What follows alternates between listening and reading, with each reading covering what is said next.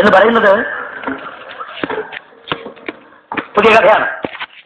എങ്കിലും പുതിയ കഥയാണെങ്കിൽ അതിപ്പോ കുറച്ചൊക്കെ പഴകി കഴിഞ്ഞിരിക്കുന്നു എന്നാണ് എനിക്ക് തോന്നുന്നത്. കാരണം ലക്ഷക്കണക്കിന് ആളുകളല്ല, ദശലക്ഷക്കണക്കിന് ആളുകൾ ഈ കഥ ഇപ്പൊ കേട്ട് കഴിഞ്ഞിരിക്കുന്നു. എങ്കിലും ഉള്ളത് വെച്ച് പുതിയതായതുകൊണ്ട് ഞാൻ പുതിയ കഥ എന്ന് പറയുക. ഇതെന്റെ രജത ജൂബിലി കഥ കൂടിയാണ്. കഥാപ്രസംഗ കലാജീവിതം ആരംഭിച്ചിട്ട് ഇത് 25ാമത് വർഷമായതുകൊണ്ട് ഈ വർഷം പറയുന്ന കഥയ്ക്ക് അങ്ങനെ ഒരു വിശേഷണം ഞാൻ ചേർത്ത് പറയുന്നതേ ഉള്ളൂ.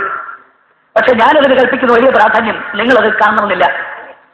എങ്കിലും ഞങ്ങൾക്ക് ഏറ്റവും ഇഷ്ടപ്പെട്ട ഒരു കഥ നിങ്ങളുടെ സവിശേഷമായ പരിഗണനയ്ക്ക് വേണ്ടി വിനയത്തോടു കൂടി ഞങ്ങൾ സമർപ്പിക്കുകയാണ്. ഈ കഥ ആദ്യമായി പറഞ്ഞത് ഒരു സ്വീകരണ സമ്മേളനത്തിലാണ്. 25ാമത് വർഷമായതുകൊണ്ട്, എന്റെ കലാജീവിതത്തിന്റെ രജത ജൂബിലി വർഷമായതുകൊണ്ട് എന്നോട് ഇഷ്ടമുള്ള കുറെ അധികം യുവാക്കന്മാർ ചേർന്ന് സംഘടിപ്പിച്ച അതിഗംഭീരമായ ഒരു സ്വീകരണ സമ്മേളനത്തിൽ തിരുവനന്തപുരത്ത് DJT ഹാളിൽ ഈ കഥ ആദ്യമായി പറഞ്ഞു. ഈ കഥ ഔപചാരികമായി ഉദ്ഘാടനം ചെയ്തത് പ്രസിദ്ധ നോവലിസ്റ്റായ എസ് പൊറ്റക്കാട്. അതിനുശേഷം മറ്റു പല പ്രമുഖന്മാരായ സാഹിത്യകാരന്മാരും സാംസ്കാരിക നായകന്മാരും അതവിടെ പ്രസംഗിച്ചു. കഥാപ്രസംഗത്തെക്കുറിച്ച് ഇത് എനിക്ക് ആശംസകൾ നേർന്നുകൊണ്ട് അവസാനമായി പ്രസംഗിച്ചത്, എനിക്ക് ആശംസകൾ നേർന്നുകൊണ്ട് സംസാരിച്ചത് എന്നോട് വാത്സല്യമുള്ള ഒരു വലിയ രാഷ്ട്രീയ നേതാവാണ് EMS. അവരൊക്കെ തന്നെ ആദ്യത്തെ കഥ താല്പര്യത്തോടെ കേൾക്കുന്ന പോലെ എനിക്ക് തോന്നി. കഥാപ്രസംഗം കഴിഞ്ഞപ്പോൾ ഞാൻ EMS അടുത്ത് അടുത്തുകൂടി ചോദിച്ചു, ഇതെങ്ങനെയുണ്ട്, ഒരുവിധം സഹിക്കാവുന്നതാണോ എന്ന് ഞാൻ ചോദിച്ചു. അറിയണമല്ലോ, നമ്മുടെ നാട്ടിലെ പ്രമുഖനായ രാഷ്ട്രീയ പ്രവർത്തകൻ, ഇന്നല്ലെങ്കിൽ നാളെ ഒരുപക്ഷെ ഞാൻ വിശ്വസിക്കുന്നത് ഇന്ത്യയുടെ പ്രധാനമന്ത്രിയാവേണ്ടുന്ന ഒരാള്, ലോകപ്രശസ്തനായ ഒരു മാർക്സിസ്റ്റ് പണ്ഡിതൻ, മലയാള സാഹിത്യത്തിനും ഇംഗ്ലീഷ് സാഹിത്യത്തിനും നിരവധി ഗ്രന്ഥങ്ങൾ സംഭാവന ചെയ്ത ഒരു സാഹിത്യകാരൻ, നിരൂപകൻ എന്ന പല നിലകളിൽ നമ്മുടെ സാമൂഹ്യ ജീവിതത്തിൽ മായാത്ത വ്യക്തിമുദ്ര പതിപ്പിച്ച, യുഗപ്രാഭവമാർന്ന വ്യക്തിമുദ്ര പതിപ്പിച്ച ഒരാൾ തന്റെ ജീവിതത്തിൽ വിലപ്പെട്ട 3 മണിക്കൂർ ഈ ചെറിയ പരിപാടി കേൾക്കാൻ സ്നേഹപൂർവ്വം മുതിർന്ന് താല്പര്യപൂർവ്വം കേൾക്കുന്ന കണ്ടപ്പോൾ, ആ സമയം ചെലവഴിക്കുന്ന കണ്ടപ്പോൾ എനിക്ക് സ്വാഭാവികമായ ഒരു അഭിമാനം തോന്നി. അടുത്തുകൂടി ഞാൻ ചോദിച്ചത് എങ്ങനെയുണ്ടെന്ന്. അദ്ദേഹം പറഞ്ഞ മറുപടി ഞാൻ പറയുന്നില്ല. മറുപടി പറഞ്ഞാൽ അത് ആത്മപ്രശംസയായി പോകും. അദ്ദേഹം എന്നെ അഭിനന്ദിച്ചൊന്ന് മാത്രം വളരെ വിജയത്തോടു കൂടി പറഞ്ഞുകൊള്ളട്ടെ. അങ്ങനെ എന്തുകൊണ്ട് ഞങ്ങൾക്ക് പ്രിയങ്കരമായ ഒരു കഥ നിങ്ങളുടെ വിശേഷ ശ്രദ്ധയ്ക്ക് ഞങ്ങൾ വിഷയീഭവിപ്പിക്കുകയാണ്. ഇത് നിങ്ങൾക്കും പ്രിയപ്പെട്ടതായി തീരട്ടെ എന്ന് പ്രാർത്ഥിച്ചുകൊണ്ട് നിങ്ങളുടെ അനുവാദത്തോടു കൂടി കഥ ആരംഭിക്കുന്നു.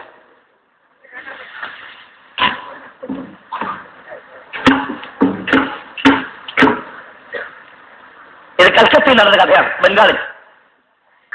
എങ്കിലും ഇത് ഇന്ത്യയുടെ കഥയാണെന്ന് പറയാം, നമ്മുടെ മാതൃഭൂമിയുടെ കഥ. അതിലുപരി ഇത് മാനവരാശിയുടെ കഥയാണെന്ന് പറയാം, ലോകത്തെമ്പാടുമുള്ള മനുഷ്യന്റെ കഥ, എന്റെയും നിങ്ങളുടെയും ജീവിതത്തിൽ സംഭവിച്ചുകൊണ്ടിരിക്കുന്ന കഥ. ഈ കഥയ്ക്ക് ഇതിന്റെ കർത്താവ് വിമൽമിത്ര നൽകിയിരിക്കുന്ന പേര് കണ്ടിട്ടിയേക്കില്ലാം, ബംഗാളിയാണ്.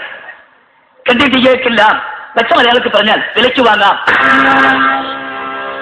വിലയ്ക്ക് വാങ്ങാം, വിലയ്ക്ക് വാങ്ങാം.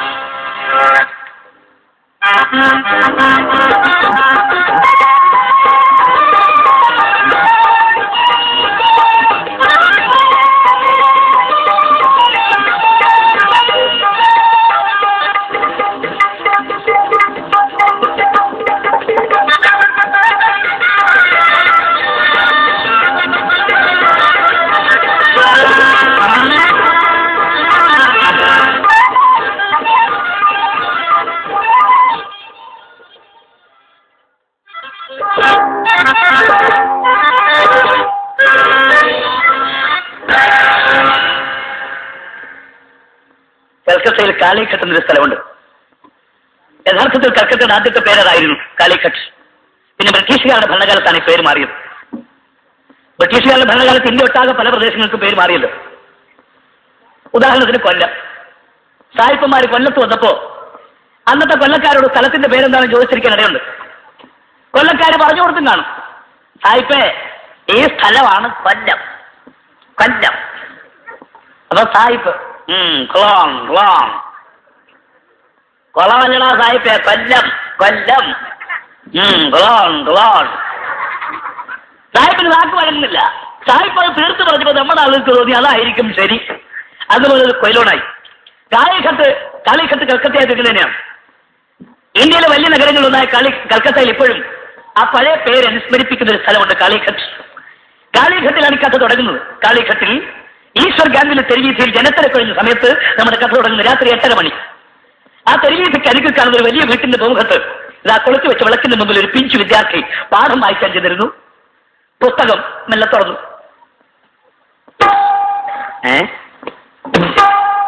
അല്ല, അടുത്ത വീട്ടിൽ നിന്നാണ്.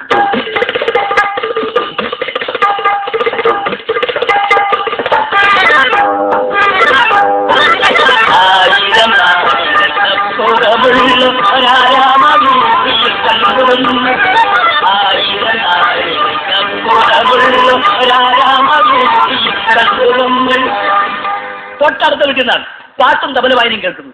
അത് വാടക വീടാണ്. ഇന്ന് രാവിലെ പുതിയ താമസക്കാർ വന്നതേ ഉള്ളൂ. തുടങ്ങി സന്ധ്യ ആയപ്പോ പാട്ടും തബല വായനയും ചിലപ്പോഴും കേൾക്കാം. ആരോ നൃത്തം ചെയ്യുന്നുണ്ട്. ഒന്ന് പോയി നോക്കിക്കളയാ. വായിക്കാനിരുന്ന പയ്യൻ പുസ്തകം അടച്ചു. അടുക്കളയിൽ നോക്കിയപ്പോ അമ്മ അടുക്കള പണിയിൽ ഏർപ്പെട്ടിരിക്കുകയാണ്. അമ്മ അറിയാതെ ഇറങ്ങി, പതുക്കെ ഇറങ്ങി പൊളിഞ്ഞു കിടക്കുന്ന മതിലിയാടി അപ്പുറത്ത് ചെന്ന് ഈ പാട്ടും തബലവായനയും ചിലമ്പലിയും കേട്ട മുറിയുടെ അരികിൽ ചെന്ന് വളരെ കരുതലോടെ ശബ്ദമുണ്ടാക്കാതെ ജനൽ തുറന്നു. വിൻഡോ കർട്ടൻ ഒതുക്കി നോക്കിയപ്പോൾ പ്രകാശമാനമായ മുറിക്കകത്ത് ഇതാ ലക്ഷ്മി ദേവതയെ പോലെ ഒരു യുവതി, അതിസുന്ദരിയായ ഒരു ചെറുപ്പക്കാരി, വില കൂടിയ വസ്ത്രങ്ങളും ധരിച്ച് ഒരു വലിയ നിലക്കണ്ണാടി നോക്കുന്ന ഒരു നൃത്തം ചെയ്യുന്നു.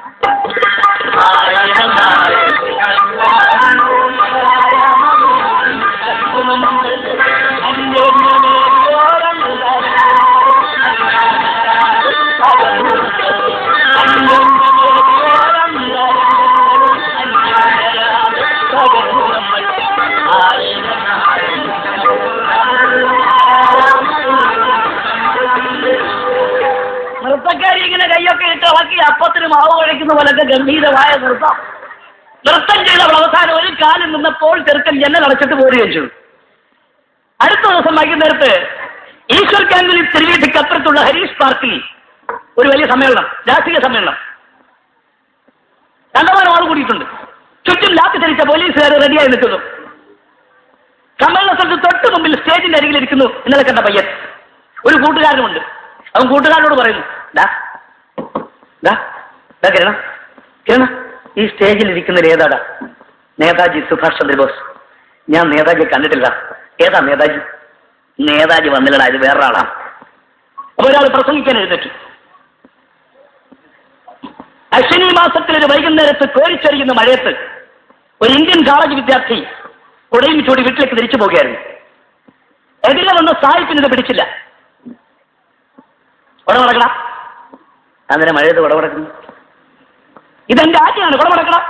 ആജ്ഞാപിക്കാൻ നിങ്ങളാരാ? സായിപ്പ് ചാടി വീണ വിദ്യാർത്ഥിയുടെ മുഖത്തിന് അടിയിൽ കൊടുത്തു. അവൻ തറവച്ചു. സായിപ്പ് അവനെ ചവിട്ടുന്നു, ചവിട്ടിലടിക്കുന്നു, ചവിട്ടുന്നു. മഹാജനങ്ങളെ, ഇത് കേസായപ്പോൾ, ഇത് കോടതി വന്നപ്പോൾ ഈ ബ്രിട്ടീഷുകാരന്റെ കോടതി വിധിച്ചെന്താണെന്ന് അറിയുമോ? ഇന്ത്യൻ വിദ്യാർത്ഥി ധിക്കാരിയാണത്രേ, അവൻ സായിപ്പിനെ ധിക്കരിച്ചു അത്രേ, അതുകൊണ്ട് അവനെ പരസ്യമായി മുക്കാലി കെട്ടി അടിക്കണ്ടേ. ഒരു കോടതി വിധി.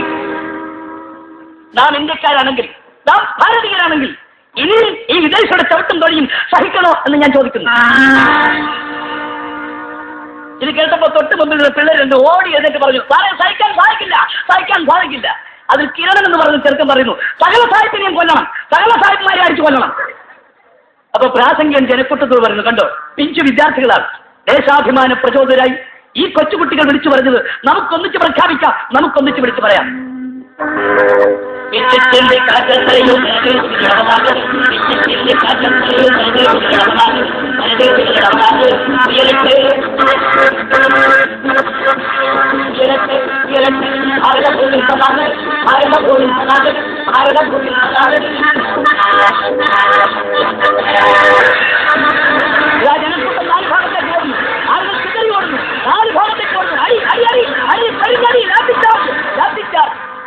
ജനക്കൂട്ടം ജീവനും കൊണ്ട് ഓടി.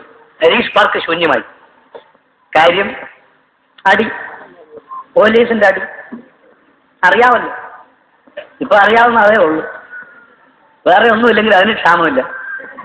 അരിയില്ല, തുണിയില്ല, പെട്രോളില്ല, മണ്ണെണ്ണയില്ല, പത്രക്കടലാസില്ല, ഉള്ളതിനൊക്കെ തീ വില. പക്ഷെ ആദായ വിലയ്ക്ക് കിട്ടുന്ന ഒരു സാധനമുണ്ട്, പോലീസിന്റെ അടി. നമ്മുടെ പിള്ളേർ ക്ലാസ്സിൽ നിന്ന് ഇറങ്ങിപ്പോ കണ്ടിട്ടില്ലേ? മുണ്ടും മടക്കി കുത്തി പുസ്തകം എടുത്ത് കഷ്ടപ്പെട്ടുകൊണ്ട് ഒറ്റ ഇറക്കമല്ലേ. 12 ഔൺസും തന്നേ തീരൂ. അയ്യോ വേണ്ട, പൊന്നച്ചോ വേണ്ടാടാ, ഉള്ള ഔൺസ് മതിയടാ പൊന്നച്ചോ. സ്വാതന്ത്ര്യം കിട്ടി 27ാമത്തെ കൊല്ലത്ത് അടിയുടെ കാര്യമാണ് ഇപ്പൊ പറഞ്ഞത്. അടി മാത്രമോ വെടി? ഇന്ന് ഈ രാജ്യവാക്കാല അടിയാണ്. ഇല്ല, നിങ്ങൾ വൈകിട്ട് റേഡിയോ കേട്ട് കാണും. ഈ രാജ്യവാസികളും പോലീസ് തൂത്തുവാക്കി അടിച്ചിരിക്കുന്നു പൊതുപ്രവർത്തകരെയല്ല. അടി നീങ്ങിപ്പോയാൽ അടി. ഗുജറാത്തിലും ഒറീസയിലും ബീഹാറിലും വെടിവെച്ച് മറിക്കുന്നു മനുഷ്യനെ. എന്താ വിളിക്കുന്നത് കുറ്റം?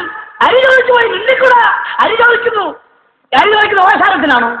എടാ കാശേടാ, നീ സമയത്തിന് കൊണ്ടുപോകാം. നീ നിനക്ക് വേറെ എന്തുള്ള ജോലി? ഇതല്ലേ ജനങ്ങൾ ചോദിക്കുന്നുള്ളൂ. ഇത് ചോദിച്ചാൽ വെടിവെക്കും. ഇതെവിടുത്തെ സ്വാതന്ത്ര്യം? ആലോചിക്കേണ്ട വിഷയമാണ്. കഥാപ്രസംഗത്തിനകത്ത് സാമശം പറഞ്ഞ പ്രശ്നമായി തള്ളിക്കളയരുത്. ഇതൊരു സമൂഹ പ്രശ്നമാണ്. ഇവിടെ ആർക്കൊക്കെയാണ് സ്വാതന്ത്ര്യം എന്ന് അറിയേണ്ടിയിരിക്കുന്നത്? ആർക്കൊക്കെ ഈ രാജ്യത്ത് സ്വാതന്ത്ര്യം ഉണ്ടെന്ന് അറിഞ്ഞേ തീരൂ. 95% വരുന്ന പാവപ്പെട്ടവനാണ് അരി മേടിക്കാൻ ചെല്ലുന്നത്. ബാക്കിയുള്ളവർക്ക് 10 നെല്ല് കിടപ്പുണ്ട്. ഈ പാവപ്പെട്ടവൻ അരി മേടിക്കാൻ ചെന്നാൽ അത് 12 ഔൺസ് തരാനുള്ളത് 12 ഔൺസ് ഇല്ല, 12 ഔൺസും വേണം എന്ന് തീർത്തു പറഞ്ഞാൽ വെടിവെക്കും, അടിക്കും. ബാക്കി 5% എന്തുമാകാം. പണക്കാർക്ക് ഇവിടെ എന്തുമാകാം. അവർക്ക് ദുസ്വാതന്ത്ര്യം, നമുക്ക് അസ്വാതന്ത്ര്യം. സ്വാതന്ത്ര്യം കിട്ടി 27 കൊല്ലത്തെ കാര്യമാണ് ഇപ്പൊ 27ാമത്തെ കൊല്ലത്തെ കാര്യമായി പറയുന്നത്.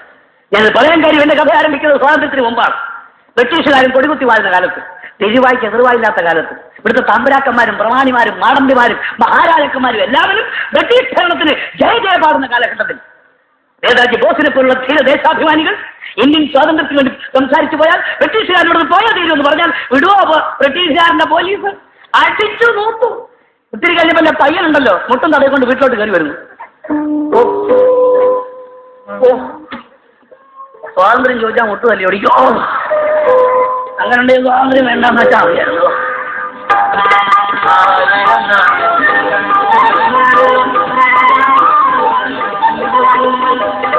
ഇന്നലത്തെ പാട്ട്, ഇന്നലത്തെ തകല വായന.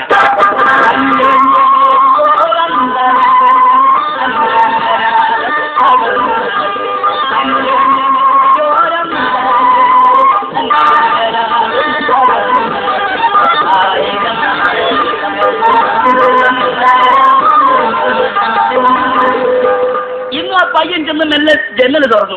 ആരോ അവനെ കഴിച്ചു പിടിച്ചു. കാത്തു നിന്ന് പിടിച്ച പോലെ. അയ്യോ എന്നെ വിട് യശോദി, കള്ളൻ പിടി കിട്ടി. അയ്യോ ഞാൻ കള്ളനല്ല, എന്നെ വിട്, ഞാൻ കള്ളനല്ല. ഇങ്ങോട്ട് വാടാ. നീ ഇന്നലെ ഇതേ സമയത്ത് വന്ന് ഈ ജനൽ തുറന്ന് ഒളിഞ്ഞു നോക്കുന്നത് ഞാൻ കണ്ടതാ. ഇങ്ങോട്ട് വാടാ. ഒരാൾ അവന് ചെവിക്ക് നോക്കി പിടിച്ച് അതിനകത്ത് കൊണ്ടിരുന്നു. ലക്ഷ്മി ചേച്ചി ഇതാ വെക്കുന്നു പ്രതി. യവനാണെന്നല്ലോ ഒന്ന് ഒളിഞ്ഞു നോക്കിയത്. എന്താ ഒളിഞ്ഞു നോക്കിയത്? ഞാൻ നിങ്ങളെ ഒളിഞ്ഞു നോക്കിയത്. നിങ്ങളെയാ നോക്കിയത്? എന്നെയോ? മൊട്ടൊന്നും തിരിഞ്ഞില്ലല്ലോ. ലക്ഷ്മി ചേച്ചി അവന്റെ കൈക്ക് പിടിച്ച് വലിച്ചങ്ങ് മുകളിലെ തലയിൽ കൊണ്ടിരുന്നു. 2ാമത്തെ തലയിൽ അവിടെ ചിറ്റപ്പനും ചിറ്റമ്മയും അവിടെ ചായ വിളിച്ചോണ്ടിരിക്കുകയാണ്. ചിറ്റപ്പ ദേവനാ എന്തിനാന്ന് ഒളിഞ്ഞു നോക്കിയത്? ആഹാ, നീ ഏതാടാ? ഞാൻ മേലെ വരത്തില്ല. നീ ഏതാണെന്ന് പറയും. അങ്ങേ വീട്ടില അക്ബരനപ്പന്റെ വീട്ടിൽ അടുക്കളക്കാരുടെ മോനാ. എന്താ എന്റെ പേര്? ദീപാങ്കുരൻ. നല്ല പേരല്ലോടാ. ദീപാങ്കുരൻ എന്നാണ് എന്റെ പേര്. അമ്മ എന്നെ ദീപമെന്ന് വിളിച്ചു. പഠിക്കുന്നോ നീ? 8ാം ക്ലാസ്സിലാ. സാറേ ഞങ്ങളും നല്ല നിലയിലൊക്കെ കഴിഞ്ഞവരാ. എന്റെ അച്ഛനെ കൊള്ളക്കാർ കൊന്നു കളഞ്ഞു. അത് പിന്നെയാ എന്റെ അമ്മ ഇങ്ങനെ എന്നെ വിട്ടൊക്കെ അടുക്കളപ്പണിക്ക് പോയി വന്നിരിക്കും. ലക്ഷ്മി ഇവിടെ ദീപു, നീ പോയിക്കോളൂ, പേടിക്കണ്ട. നിനക്ക് എപ്പോഴും ഇവിടെ വരാം, പോയിക്കോളൂ.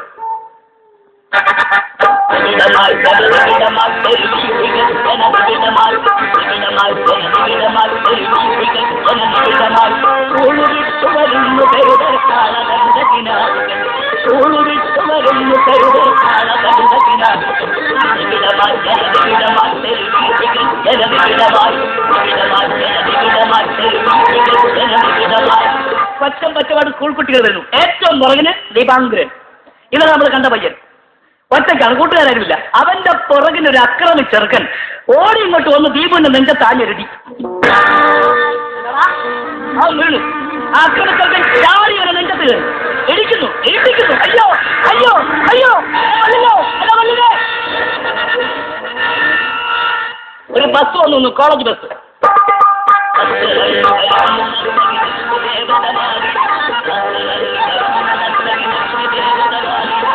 ഇന്നലത്തെ നർത്തകിയോ ലക്ഷ്മി, അവൾ കോളേജിൽ നിന്ന് വരികയാണ്. അവൾ കാണുന്നെന്താ? പാവം ദീപുവിനെ ഒരു അക്രമിച്ചെറുക്കൻ തല്ലുന്നു. അവരടിക്കരുത്. ലക്ഷ്മി ഓടിച്ചെന്ന് അക്രമിച്ചെറുക്കനെ പിടിച്ചണീപ്പിച്ച് കൊടുത്ത ചാടി. ഓടാ. അക്രമി ഓടി, തറതൊടാതെ ഓടി. ഏതക്രമി ഓടും? കൊടുക്കാതെല്ലാം കൊടുത്തേക്കണം, ബാക്കി വെക്കരുത്. ഇത്രയേ ഉള്ളൂ. ചില ആളുകളുണ്ട്, ആരാന്ന് ചോദിച്ചാൽ മതി, ഞാൻ അല്ലാന്ന് പറഞ്ഞുകൊണ്ട് മുണ്ടും മടക്കി കുത്തിക്കൊണ്ട് ഓടിക്കളയും. വേറെ ചിലരുണ്ട്, ആരാന്ന് ചോദിച്ചാൽ എന്താടാ ആ ഒന്നുമില്ല, സുഖമാണെന്ന് അറിയാൻ വേണ്ടി ചോദിച്ചെന്നേ ഉള്ളൂ. അതേ ഉള്ള എന്നെ മരുന്ന്. ചേച്ചി, ഈ ചെറുക്കനെന്നെ എപ്പോഴും തല്ലും, ഒരു കാര്യമില്ല. എന്റെ ക്ലാസ്സിൽ പഠിക്കുന്ന ചേച്ചി വന്നില്ല, ഞാൻ ചത്തുപോയനെ. അടി മേടിക്കുന്നത് മോഹമ്മദിന് തിരിച്ചടിക്കാതെ വളരെ വീട്ടിലോട്ട്. ലക്ഷ്മിക്ക് ദേഷ്യം വന്നു, അവനും കിട്ടി 2. അവൻ വീട്ടിൽ ചെന്ന് ആലോചിക്കടാ, തല്ലിയവനെ തിരിച്ചു തല്ലണം. തല്ലുകൊണ്ട് എന്നെ എന്തിനാ ചേച്ചി തല്ലിയത്? ഇതാലോചിച്ചോ മുറ്റത്ത് ഇങ്ങനെ നടക്കുന്നു. സമയം സന്ധ്യ. ദീപു, ദീപു, ദീപു, ദീപു. തിരിഞ്ഞു നോക്കിയപ്പോ പൊളിഞ്ഞു കിടക്കുന്ന മതിലപ്പുറത്തെത്തുന്ന ലക്ഷ്മി ചേച്ചി. അവളവനെ കൈകാട്ടി വിളിച്ചു. ദീപു,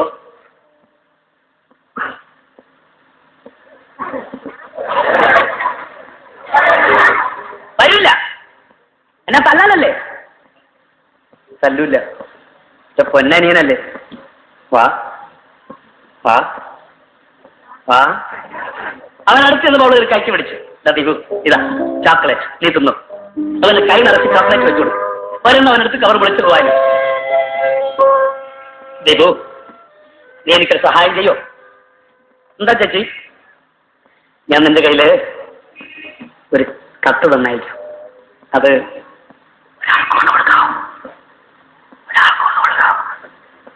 കൊണ്ടു കൊടുക്കാം. ദീപു, നാളെ ക്ഷേത്രത്തിന്റെ പടിഞ്ഞാറ് നടയില് ഒരാൾ വന്ന് കാത്തു നോക്കും. ആരും കാണാതെ ഈ കത്ത് നീ കൊണ്ടു കൊടുക്കണം കേട്ടോ. അവിടെ കത്തെടുത്ത് അവന്റെ കൈ കൊടുത്തു. ഈ കത്തൊക്കെ വെക്കാൻ പ്രത്യേകിച്ച് ഫലമുണ്ടല്ലോ. ആരും കാണരുത്, നിന്റെ അമ്മ പോലും അറിയരുത് കേട്ടോ. ചേച്ചി, ഞാൻ എന്നും ക്ഷേത്രത്തിൽ പോകും, പൂവും കൊണ്ടുപോകും. എന്നും എഴുതി തരാമെങ്കിൽ എന്നും കൊണ്ടു കൊടുക്കാം. ചേച്ചി, അവിടെ ഒത്തിരി പേര് വരുമല്ലോ, അത് ആർക്കാ കൊടുക്കേണ്ടത്? ദീപു, ഷർട്ടും പാൻറ്റും വെള്ള നിറം, ഷൂസ് പൂവെള്ള, കോട്ടിന് മഞ്ഞ നിറം, കോട്ടിൻ ബട്ടൺ ഹോളിൽ വിടർന്ന പനി നിർത്തും. ആളെങ്ങനെയിരിക്കും? ഷർട്ടും പാൻറ്റും വെള്ള നിറം. ചിറ്റപ്പം കേൾക്കും, ചിറ്റപ്പം കേൾക്കും. അടുത്ത ദിവസം രാവിലെ ദീപാന്തരം പൂക്കളും ശേഖരിച്ച് ക്ഷേത്രത്തിലേക്ക് ഓടുക. ഷർട്ടും പാൻറ്റും വെള്ള, ഷർട്ടും പാൻറ്റും വെള്ള, ഷൂസ് പൂവെള്ള, കോട്ടിന് മഞ്ഞ നിറം, കോട്ടിൻ ബട്ടൺ ഹോളിൽ വിടർന്ന പനി നിർത്തും. അങ്ങനെ നിൽക്കുകയല്ല, അങ്ങനെ നടക്കുക. കുറെ നേരമായിട്ട് ഇങ്ങനെ എന്തൊക്കെ ആലോചിച്ച് നടക്കുന്നു.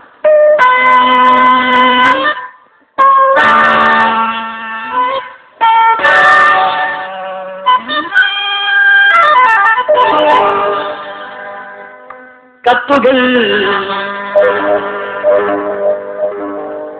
കത്തുകൾ അനുരാഗത്തിന്റെ മുത്തുകൾ, മുത്തുകൾ, മുത്തുകൾ, മണിമുത്തുകൾ.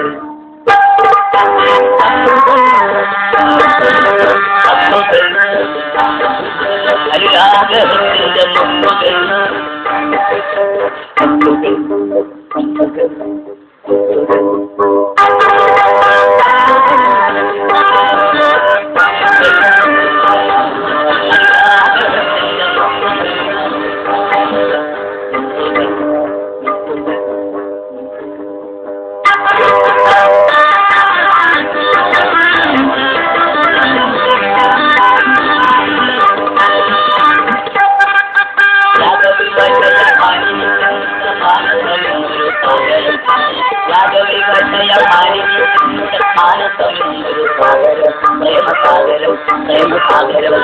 തീരങ്ങളെ വാരി വാരിപ്പോണരുന്ന സാഗരം പ്രേമസാഗരം,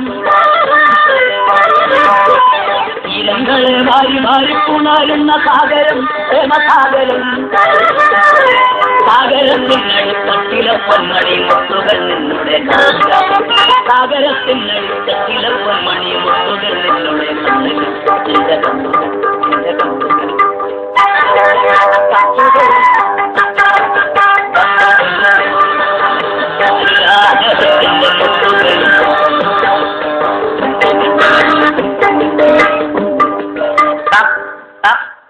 ഇതാ ഒരു കത്ത് ലക്ഷ്മി ചേച്ചി തന്നു, ഇങ്ങോട്ട് വരും. എന്താ നിന്റെ പേര്? ദീപാങ്കരൻ. മിടുക്കൻ, ആരോടും പറയരുത് കേട്ടോ, പൊയ്ക്കോളൂ. 1 മാസം കഴിഞ്ഞു കോളേജിൽ പോകണ്ടാത്തൊരു 70 ദിവസം മധ്യാഹ്ന സമയത്ത് ലക്ഷ്മി ചേച്ചി അവനെ വിളിച്ചു. ദീപു വേണം. അവൻ ഓടിച്ചെന്ന് അകത്ത് കയറിയപ്പോൾ വാതിലടച്ചു. ദീപു, ഒരു കാര്യം ചോദിച്ചാൽ സത്യം പറയൂ? അയ്യോ, ഞാൻ സത്യം പറയൂ, 14 കൊല്ലത്തേക്ക് സത്യം പറയൂ. ഞാനും കിരണനും പ്രതിജ്ഞ എടുത്തിരിക്കുക. ചേച്ചി, ഞങ്ങളുടെ ഹെഡ്മാസ്റ്റർ പറഞ്ഞാ 14 കൊല്ലം നിരന്തരമായിട്ട് സത്യം പറയാവോ, പിന്നെ നമ്മൾ ലോകത്ത് പറയുന്ന എല്ലാം നടക്കും. ഓഹോ, അങ്ങനെയാണോ? ദീപു, ഞാൻ നിന്നെ ഏൽപ്പിച്ച ഏതെങ്കിലും കത്ത് നീ വായിച്ചു നോക്കിയിട്ടുണ്ടോ? എന്തിന്? ഞാൻ വായിക്കില്ല. ചേച്ചി, അതാരാ? ആ സാറിന്റെ പേരെന്താ? ഡാക്ടർ ബാബു. നിങ്ങൾ തമ്മിൽ ഇഷ്ടമാണോ? ഞങ്ങൾ തമ്മിൽ പ്രേമമാണ്. പ്രേമോ? അത് പ്രേമം ഈ ആണും പെണ്ണും കൂടെ ഉള്ള ഒരു ഇതാണോ? അതെ. ചേച്ചി, ആ സാറുണ്ട് അവിടെ നിൽക്കുന്നത്. ഇങ്ങോട്ട് വന്നൂടെ? ഇവിടെ കസേരയുണ്ടല്ലോ, ഇരുന്നുകൊണ്ട് പ്രേമിക്കാവല്ലോ. ദേ കട്ടിൽ കിടക്കുന്നു, കിടന്നുകൊണ്ട് പ്രേമിക്കാവല്ലോ. എന്നിട്ട് അവിടെ നിന്നുകൊണ്ട് പ്രേമിക്കുന്നു. എടാ ദീപു, നീ കൊച്ചു കുട്ടിയാ, നീ വളരുമ്പോൾ ഇതൊക്കെ മനസ്സിലാവുള്ളൂ. ചേച്ചി, ആ സാറ് ബംഗാളിയല്ലേ? വേഷം കണ്ടിട്ട് വേറെ എവിടുന്നൊക്കെ വന്ന പോലെ. അദ്ദേഹം ബർമയിലുള്ളതാണ്, എന്റെ വീട്ടിൽ തൊട്ടടുത്ത്. ഞങ്ങൾ തമ്മിൽ ഇഷ്ടമായിപ്പോയി. എന്റെ അച്ഛനത് ഇഷ്ടപ്പെട്ടില്ല. കാര്യം അദ്ദേഹം മറ്റു ജാതിയിൽപ്പെട്ട ആളാണ്. അതുകൊണ്ടാണ് അച്ഛൻ എന്റെ ബർമയിൽ നിന്ന് ബംഗാളിലേക്ക് നാടുകൾ ചിറ്റപ്പന്റെ കൂടെ താമസിച്ച് കോളേജിൽ പോയത്. അപ്പൊ സാറെങ്ങനെ ഇവിടെ വന്നു? സാറ് അവിടെ വലിയ ബിസിനസ്സുകാരനാണ്, പണക്കാരനാണ്. പക്ഷെ ഞാനിഞ്ഞ് പോന്നപ്പോ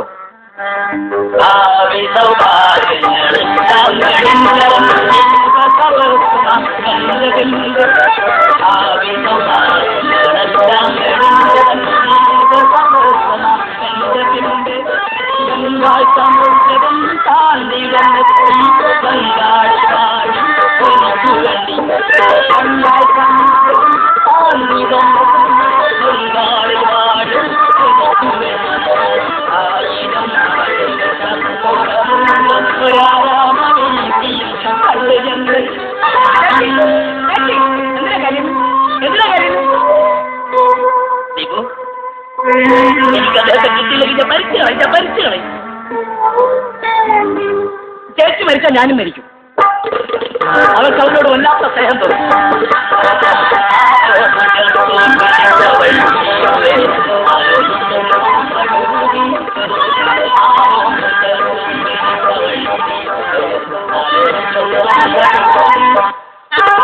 ആ മാറിൽ മുഖം ചേർത്തുന്നപ്പോ പയ്യന് തോന്നിയത് ആർദ്രവമേലും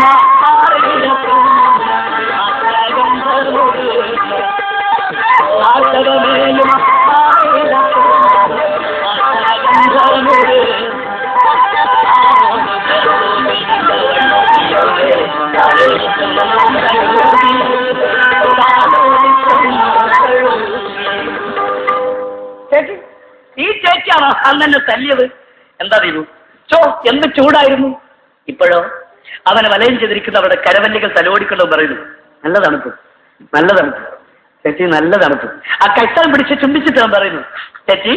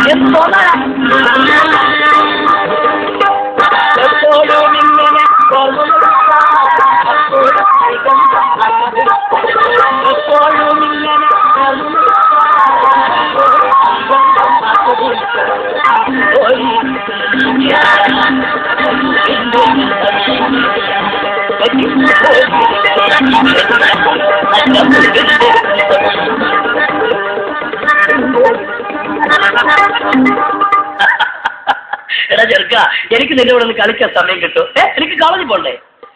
നിന്റെ കൂടെ ഒന്ന് എപ്പോഴൊന്ന് കളിക്കാൻ നിന്റെ പ്രായക്കാരി ഒരു കൊച്ചു പെണ്ണ് താമസിക്കാതെ വരുന്നുണ്ട് ഇവിടെ. അതാരാ ചേച്ചി? എന്റെ അനിയത്തി സതി. ആ ചേച്ചിക്ക് അനിയത്തിയുണ്ടോ? ചേച്ചിയെ പോലിരിക്കാണോ? അതെ. എന്റെ പ്രായക്കാരിയാണോ? അതെ. ചേച്ചി, അപ്പൊ ഞങ്ങൾ തമ്മിൽ പ്രേമിക്കത്തില്ലേ ചേച്ചി? ദീപു വരുന്നേ. വീട്ടിൽ ചെന്നപ്പോ നിൽക്കുന്നു കൂട്ടുകാരൻ കിരണൻ. എന്താ കിരണ, എന്താ മുഖം മാടിയിരിക്കുന്നു? നിന്റെ അച്ഛന് സൊക്കേട് കൂടെയാണോ? മരിച്ചു പോടാ. അച്ഛൻ മരിച്ചുപോയി. എന്റെ അച്ഛനല്ലടാ, ഭാരതഭൂമിയുടെ പിതാവ്. ദേശബന്ധു CR ദാസ് ഇന്നലെ ഡാർജിലിംഗിൽ വെച്ചു. നമുക്കിനി ആരുണ്ടോ? ഇന്ത്യക്ക് സ്വാതന്ത്ര്യം നേടിത്തരാൻ ആരുണ്ടോ? ഈ ബ്രിട്ടീഷുകാരോട് പടപെട്ട ദേശബന്ധു CR ദാസ് ഇന്ത്യയുടെ രാജാവാകുന്നില്ലേ സന്യാസി പറഞ്ഞു. ഹിമാലയത്തിലെ സന്യാസി. എനിക്ക് അയാളെ ഒന്ന് കാണുന്നു. ഇന്ന് ഉച്ചതിരിഞ്ഞാണ് വിലാപയാത്ര. നമുക്ക് പോകണം കേട്ടോ.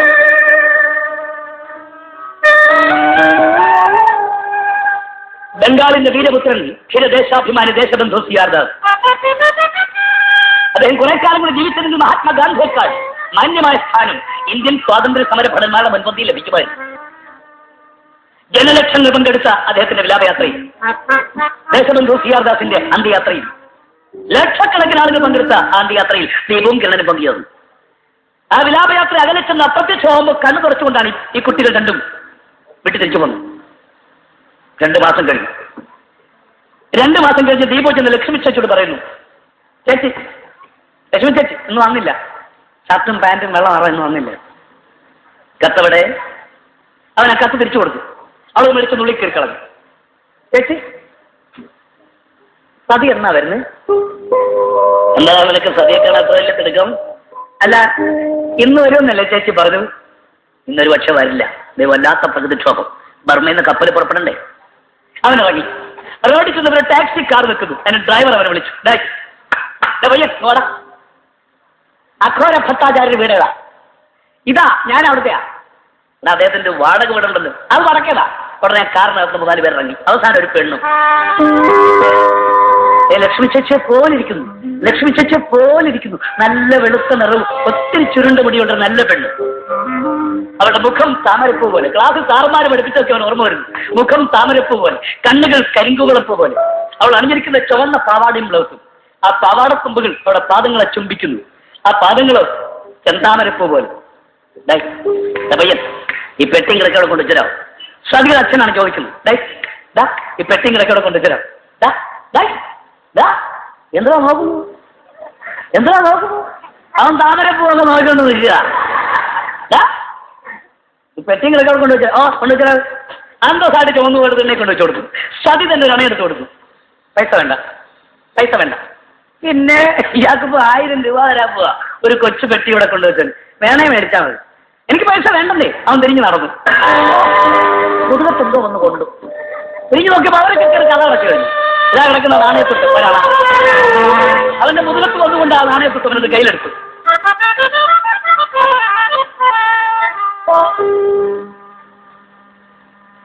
േവനമൊരു ചെറുകൂലി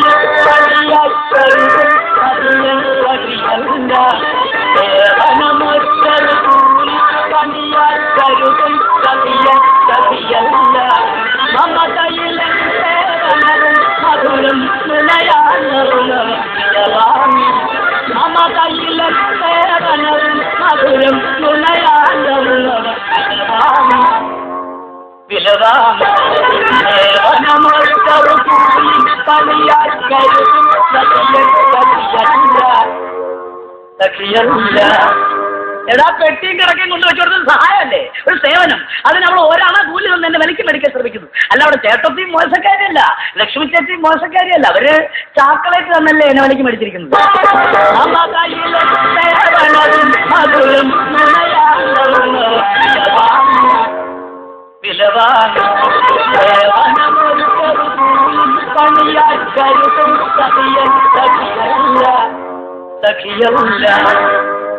അവൻ പിന്നെ അവിടെ പോയിട്ടില്ല. സതിയെ കാണാനും പോയില്ല, ലക്ഷ്മിയെ കാണാനും പോയില്ല. കാര്യം അവരൊക്കെ കൂടിയ ആളുകൾ, കോടീശ്വരന്റെ മക്കള്. നമ്മൾ പാവപ്പെട്ട അടുക്കളക്കാരുടെ മോൻ. നമ്മുടെ പാട് നോക്കാം. സുഹൃത്തുക്കളെ, ദീപാങ്കുരൻ SSLC പാസ്സായി. അമ്മ അവനെ കൊണ്ട് കോളേജ് ചേർക്കും. പല വീട്ടിൽ അടുക്കള പണിക്ക് നിൽക്കുന്ന അമ്മയ്ക്ക് എവിടെ നിന്ന് പണം? പലരെയും കണ്ടു, സങ്കടം പറഞ്ഞു, പ്രാരബ്ധം പറഞ്ഞു, പലരും സഹായിക്കാമെന്ന് പറഞ്ഞു. പിന്നെ ഈ അഘോരനപ്പനുണ്ടല്ലോ, ആള് പിശുക്കനാണെങ്കിലും ദീപുവിനെ പഠിപ്പിക്കാൻ 5 കാശ് കൊടുക്കാമെന്ന് പറഞ്ഞു. മോനെ കൊണ്ട് കോളേജ് ചേർക്കും. കിരണൻ SSLC പാസ്സായില്ല. പരീക്ഷയ്ക്ക് കെട്ടിവെക്കാൻ പണമില്ലായിരുന്നു, എഴുതിയില്ല, പാസ്സായില്ല. അവനൊരു വായനശാല സ്ഥാപിച്ചു. കിരണന്റെ വായനശാലയുടെ പേര് Calicut boys library. Calicut boys library.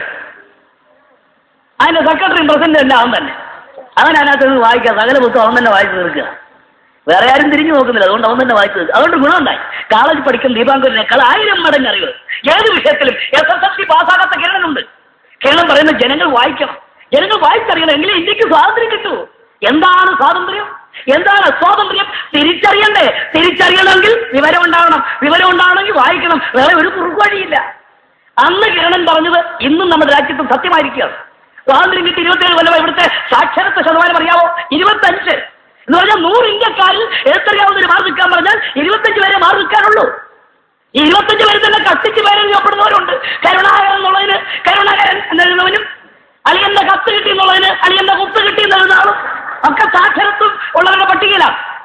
ബാക്കി 75 ഉണ്ടല്ലോ പപ്പായ പുറത്തു പറയാൻ കൊള്ളാവുന്ന ഒരു കാര്യമാണ് ഇത്. സ്വാതന്ത്ര്യം കിട്ടി 27 കൊല്ലമായ രാജ്യത്തിന്റെ പുരോഗതി. ഇതിന് പുരോഗതി എന്നാണ്, ഇതിന് അധോഗതി എന്ന് പറയണം. 75% ആളുകൾക്ക് എഴുത്തറിഞ്ഞൂടാ. കേരളത്തിൽ കുറെ പേർക്ക് എഴുത്തറിയാൻ വായിക്കാതെ വേറെ കാര്യം. മൊത്തമുള്ള കാര്യം ഞാൻ പറയാം. അതുകൊണ്ടാണല്ലോ ഇലക്ഷൻ വരുമ്പോൾ ചിഹ്നം കാണിക്കുന്ന ചിഹ്നം ശങ്കരപ്പിള്ളയ്ക്ക് വോട്ട് ചെയ്യാന്നല്ലല്ലോ, ശങ്കരപ്പിള്ളയ്ക്ക് ഇന്ന അടയാളത്തിൽ കുത്തി കൊടുക്കുക എന്നാ. കണ്ടിട്ട് വോട്ട് പിടിക്കാൻ ചെല്ലുന്നാണ് പറഞ്ഞു കൊടുക്കുന്നത്. ഈ അടയാളം എന്തിനാണ്? എഴുത്തറിയാൻ വേണ്ടിയാണ്. ഭൂരിപക്ഷം വോട്ട് സത്തായി ആ സൈറ്റിൽ പെട്ടവരാണ്. വോട്ട് പിടിക്കാൻ ചെല്ലുന്നവർ പറഞ്ഞു കൊടുക്കും. അമ്മായി, പച്ചമ്മ, അമ്മമ്മ, അപ്പച്ചി, ദേ ഇത് കണ്ടോ, ഇതാ നമ്മുടെ അടയാളം വെണ്ടയ്ക്ക, ഇതിലാ നമ്മൾ വോട്ട് ചെയ്യുന്നത്. എടാ ബാലകൃഷ്ണൻ, ഇതെങ്ങനെയാടാ വോട്ട് ചെയ്യുന്നത്? എനിക്ക് അറിഞ്ഞുകൂടാടാ. അത് അപ്പച്ചി അങ്ങോട്ട് കയറി ചെല്ലുമ്പോൾ ഇതുപോലെ ഒരു കടലാസ് എടുത്ത് തരും. അതിനകത്ത് ഒത്തിരി അടയാളമൊക്കെ കാണും. അതിലൊന്നും നോക്കരുത്, അതൊക്കെ മറ്റവന്മാരുടെയാ. നമ്മുടെ വെണ്ടയ്ക്ക ഒരു മഷി മുക്കി, ഇത്തിരി മഷി മുക്കി ഒരു ഒരു മുദ്ര അപ്പച്ചിയുടെ കയ്യിലോട്ട് വരും. അപ്പച്ചി അത് മേടിച്ച് ഈ വെണ്ടയ്ക്കാണ് പുറത്തൊരു കൊത്തി 2 മടക്കി പെട്ടിക്കൊണ്ടിട്ട് ഇനി പോന്നാ മതി. അപ്പൊ നമുക്കെന്താ കിട്ടോടാ ബാലകൃഷ്ണ? അവനമ്മുടെ കുഞ്ഞിരാമന്റെ കട ഒരേത്തക്കപ്പം അരച്ചായ ഇടപാടി വരുന്നുണ്ടല്ലോ. ജനാധിപത്യം, ഡെമോക്രസി, ഇതാണ് ഇവിടുത്തെ ജനാധിപത്യം. കൂടുതൽ വെണ്ടയ്ക്ക കിട്ടിയവൻ ഭരിക്കുന്നു. ഡെമോക്രസി. ഈ ഇലക്ഷൻ്റെ എന്ത് പ്രിയ 21 വയസ്സ് കഴിഞ്ഞ ആളുകൾക്കൊക്കെ കുഴിയിലോട്ട് കാലം നെട്ടിരിക്കുന്ന വച്ചമ്മയെ താങ്ങിയെടുത്തോണ്ട് പോകും. അമ്മമ്മേ മറക്കരുത്, വെണ്ടയ്ക്ക വെണ്ടയ്ക്ക. മറക്കത്തില്ലടാ ചെല്ലപ്പ, മറക്കത്തില്ല. വല്യമ്മ അങ്ങനെ മഞ്ചലിലേറി പോവുകയാണ്, വളരെ ഗമയിലങ്ങനെ പോവുകയാണ് വോട്ട് ചെയ്യാൻ. അകത്ത് വോട്ട് ചെയ്ത് ഇറങ്ങി വന്നപ്പോൾ ആരെയും പൊടിച്ച പൊടി കാണുന്നില്ല. വല്യമ്മ വിചാരിച്ച് ഇങ്ങോട്ട് ഇതുപോലെ പോയാവുന്ന. വല്യമ്മ അവിടെ കുത്തിയിരിക്കുക. പിന്നെ വൈകുന്നേരം വീട്ടിൽ നിന്ന് പിള്ളേരാരെങ്കിലും വേണം കളിച്ചോണ്ട് പോകാൻ. ഇതെന്തിനാ കുത്തിയത്? എവിടാ വോട്ട് ചെയ്തത്? ആർക്കാ ചെയ്തത്? എന്താണ്? ആരാണ് നമ്മുടെ ബന്ധു? ആരാണ് നമ്മുടെ ശത്രു? ആർക്ക് വോട്ട് കൊടുത്താൽ രാജ്യത്തിന് ഗുണമുണ്ടാവും, ആർക്ക് കൊടുത്താൽ ദോഷമുണ്ടാവും? ഒന്നും അറിയില്ല. 2 രൂപ കിട്ടി പഠിച്ചു വെച്ചോണ്ട് കുത്തിക്കൊണ്ട് പോയേക്കുക. അല്ലെങ്കിൽ ഈ ഇരിക്കൊണ്ട് ഇത്ര വോട്ട് കൊടുക്കുമോ ഭരണകക്ഷിക്ക്?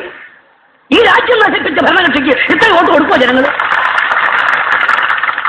നായരാവ് ജയിച്ചത് വേറെ കാര്യം. 1500 വോട്ടേ ഉള്ളൂ. പോരാ, 12 വോട്ടേ കിട്ടാൻ ഒരു സ്ഥാനാർത്ഥിക്ക് ഒരു ഡസനിൽ കൂടുതൽ കൊടുക്കാൻ പാടില്ല.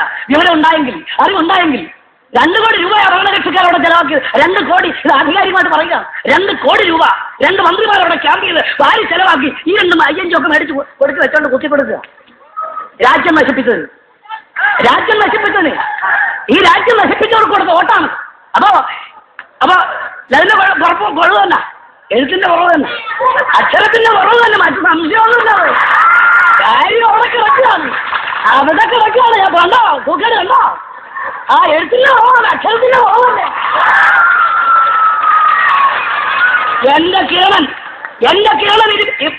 35 വർഷം മുമ്പ് പറഞ്ഞ് ഇപ്പോഴും രാജ്യത്ത് സത്യമായിരിക്കും തെളിഞ്ഞിരിക്കുന്നു. എന്റെ കൊച്ചു കിരണൻ, എന്റെ കഥയിലെ കൊച്ചു കിരണൻ പറഞ്ഞ് ഇപ്പോഴും രാജ്യത്ത് സത്യമായിരിക്കുന്നു. എടാ നീ വാടാ, നീ ഇതിന്റെ പ്രസിഡന്റാണ്, ഞാൻ സെക്രട്ടറി. കേട്ടാ, നീ പ്രസിഡന്റ്, ഞാൻ സെക്രട്ടറി. നമ്മുടെ വായനശാലയാണ്. വരും, നമുക്ക് 10 പേരെ ചേർത്ത് പോട്ടെ. നമ്മുടെ വായനശാലയിൽ അംഗങ്ങളെ ചേർക്കണം.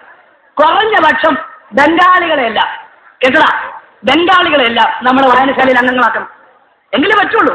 അതൊന്ന് വായിക്കണ്ടേ, അതൊന്ന് വായിച്ചറിയണ്ടേ, എങ്കിലും സ്വാതന്ത്ര്യം കിട്ടും. ഈ കൊച്ചു കുട്ടികളുടെ സ്വപ്നം നോക്കണം. 2 പേരും കൂടെ ഇറങ്ങി പോട്ടെ, അത് നിസ്സാരമായ കാര്യം. നിങ്ങളുടെ ശ്രദ്ധയാണ്. 2 പേരും കൂടെ ഇറങ്ങി ആദ്യം കണ്ടൊരു വീട്ടിന്റെ ഗേറ്റ് തള്ളിത്തുറന്നും കയറുക. അറിവുണ്ടാക്കാനുള്ള പരിപാടിയാണ് പിള്ളേർ 2 കൂടെ. ദീപവും ഗണനും കയറിച്ചു പോയി വലിയ വീട്ടിൽ. അത്ര സ്വാതന്ത്ര്യമായിട്ട് കയറിച്ചെല്ലാം കാര്യം. അവരുടെ കൂടെ പഠിക്കുന്ന ഒരു ചെറുക്കന്റെ വീടാണത്. കയറിച്ചെന്നപ്പോ ആ ചെറുക്കനില്ല, അവന്റെ അച്ഛനിരിപ്പോണ്ടൊരു കടുവ.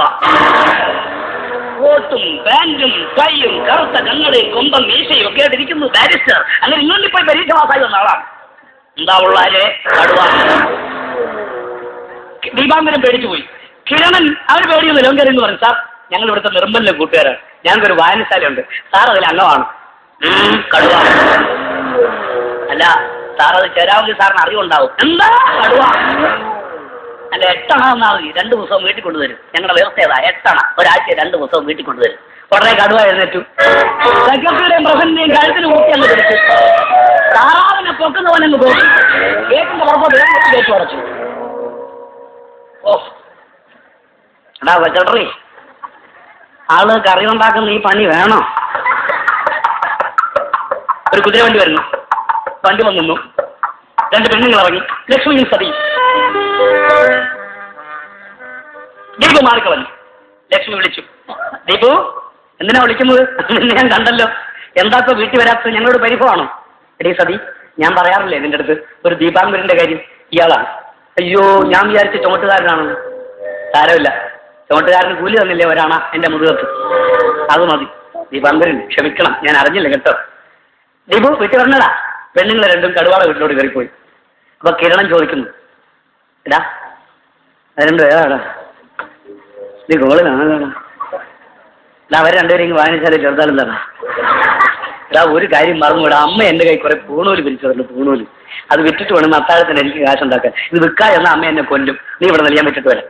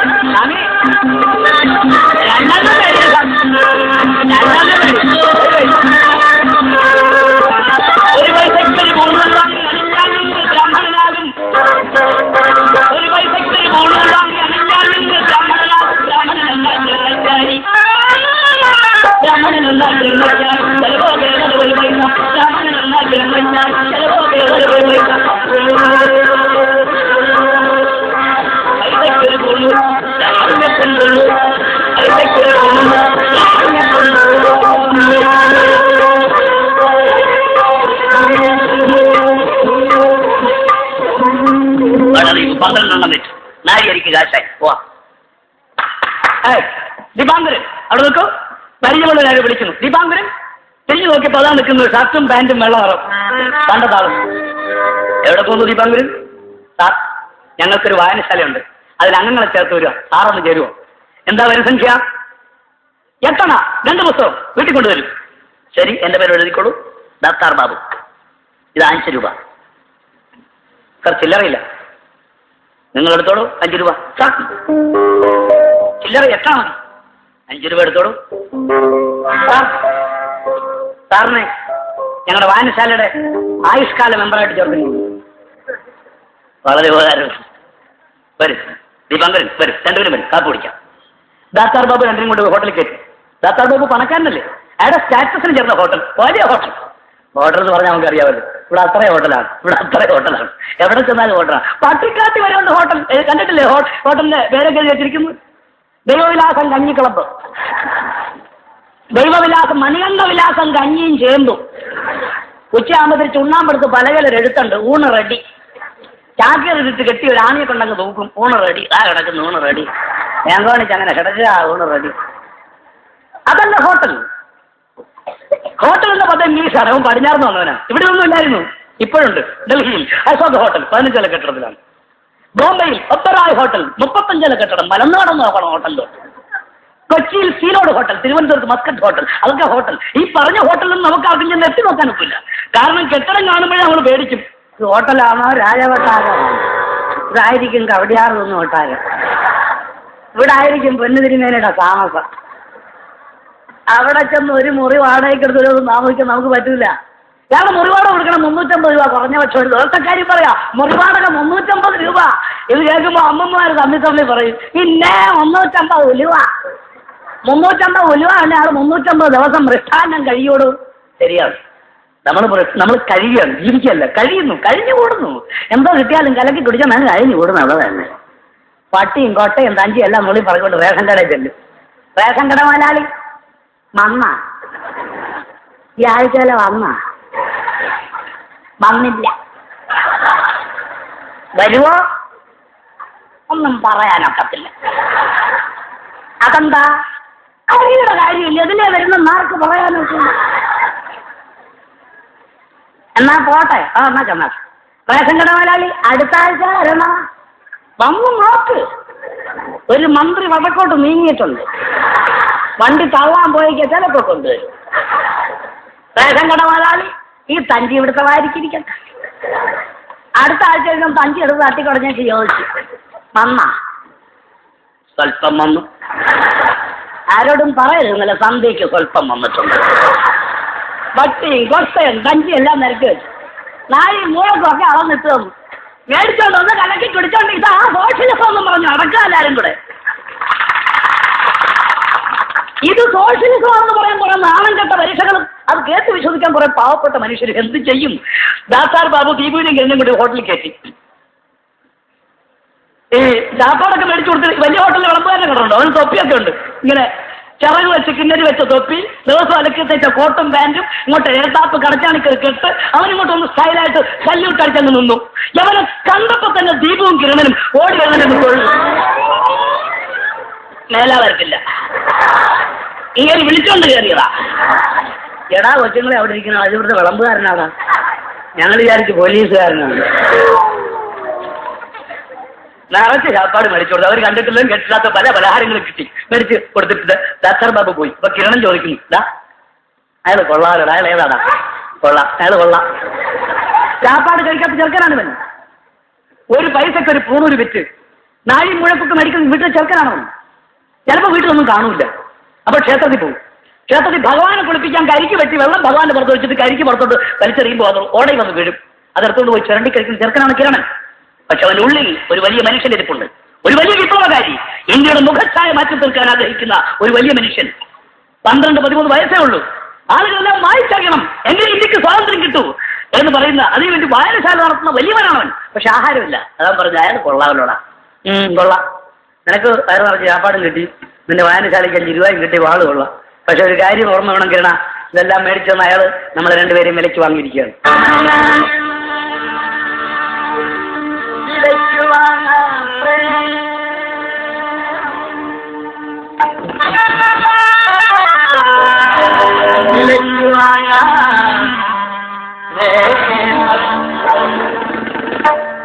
തെരുവിൽ പാട്ട് കേൾക്കുന്നു, കുറെ ആളും കൂടി നിൽക്കുന്നു. ദൈവം കിടന്നു ചെന്നു. ആൾക്കൂട്ടത്തിൽ മധ്യത്തിൽ വൃദ്ധം നിൽക്കുന്നു, താടി വളർത്തി ഒരു തലപ്പാവൊക്കെ ചുറ്റി ഇതുപോലെ ഹാർമോണിയം കെട്ടി തോളിൽ